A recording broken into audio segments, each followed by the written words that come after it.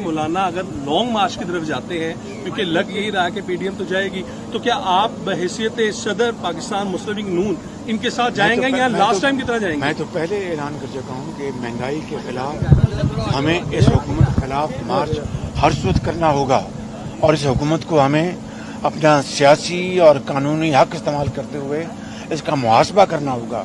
जिस तरह अभी बताया हजरत ने कि ऐसा कौमी इदारा जो कि पाकिस्तान की दफा का जिम्मेदार है और उसकी जो कुर्बानियां हैं वो तारीख उसकी शाहिद है।